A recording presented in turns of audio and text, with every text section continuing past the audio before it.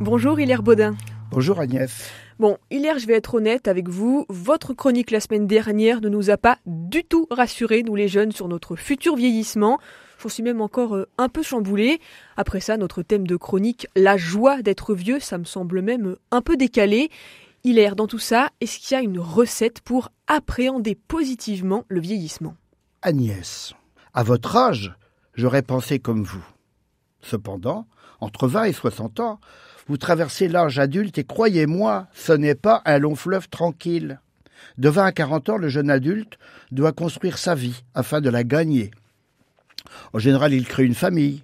C'est une période d'ascension sociale, de découverte du sens des responsabilités. Devenir maman, devenir papa est une immense aventure. Il faut s'occuper des bébés, ensuite envoyer les enfants à l'école, puis au collège. Enfin, arrive le temps de l'adolescence.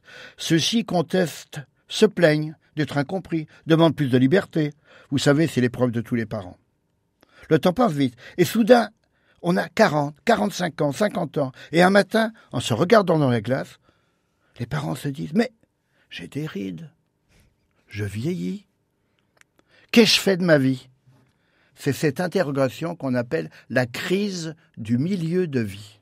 Et vous pensez que c'est un phénomène courant ? Je dirais plutôt que c'est un phénomène courant, oui, normal et aussi salutaire. Je vais l'illustrer par un exemple, un seul. Julien a repris l'entreprise de son père, fier de la faire prospérer. Il a 2 enfants comme ses parents. Il est un mari exemplaire, un père attentionné à ses enfants. Un vendredi soir de janvier, il rentre chez lui, renfermé et taciturne. Nathalie, sa femme, lui dit « Ah, mon chéri, ça n'a pas l'air d'aller ce soir. J'en ai marre d'être le pantin de mes parents. J'ai fait tout ce qu'ils désiraient.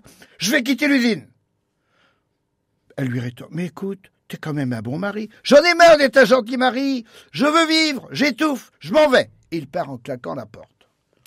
Hilaire, en quoi cet exemple de crise serait-il salutaire ? C'est un peu violent quand même. C'est vrai, Agnès. Mais vous voyez, il avait fait tout ce qu'on lui demandait de faire. C'est la situation de la première moitié de vie. On essaie de démontrer à nos proches que nous sommes capables de faire aussi bien qu'eux, sinon mieux qu'eux. Inconsciemment, nous les imitons et nous nous limitons. Arrivés au milieu de la vie, nous réalisons que nous devons passer notre temps à nous préoccuper du regard des autres, de la vie des autres, du jugement des autres. Quand avons-nous été à l'écoute de notre ressenti profond ? J'ai fait tout ce que je pouvais et je me sentais mal, disait Julien en retour de son escapade nocturne. La crise peut entraîner un temps de trouble, de crispation, de dépression, de démission, de divorce, c'est très fréquent. Des changements brutaux d'attitude par rapport à la vie. Or, elle est le signe d'une prise de conscience, d'une incomplétude. Si la personne est équilibrée, cette prise de conscience provoquera une métamorphose. Le ou la quadragénaire ou quinquagénaire assumera sa vie de façon plus libre, plus autonome et plus adulte. Alors Hilaire, si je vous suis bien, ça veut dire qu'il faut passer par cette crise du milieu de vie pour devenir pleinement adulte, en fait. C'est un petit peu comme une étape essentielle. Je crois. Adolescents, on désire ressembler aux leaders de notre collège, à des stars de cinéma, de chansons. Un peu perdus, nous recherchons des références, des modèles. Nous imitons, nous cherchons à nous mettre en valeur sur le plan esthétique, sportif ou professionnel. Ce qui compte, c'est d'être reconnu par nos copains et copines. Vie construite, l'adulte arrive à mi-temps. À la mi-temps de sa vie, il éprouve l'éveil de son être profond. C'est entre 40 et 50 ans. Il est plutôt en soif de vérité intérieure. Il est en soif d'authenticité. À l'exemple, celui qui nous a parlé avec le plus de vérité de ce problème-là de la crise de vie, c'est le psychanalyste, que vous connaissez ou connaissez pas, Carl Gustav Jung. Je vais vous citer une métaphore de lui. Il dit « Le matin, le soleil éclaire le monde de sa lumière et de sa chaleur, symbolisant l'enfance. Le soir, le soleil rentre ses rayons comme pour s'éclairer lui-même. La crise du milieu de vie est un recentrage. Et comme le soleil qui est bien rouge, on se recentre sur soi. Une nécessaire intériorisation indispensable pour appréhender positivement notre vieillissement. » Alors vous parlez de recentrage, Hilaire. Pourquoi ça ? C'est très simple. Nous devons quitter le souci du paraître afin d'être. L'enfant, la jeunesse, c'est le souci d'exister aux yeux des autres. Après, nous sommes nous-mêmes. Demain, nous devrons changer. Notre corps va vieillir. Pour nous accepter vieillissants, nous devons être devenus libres du jugement des autres.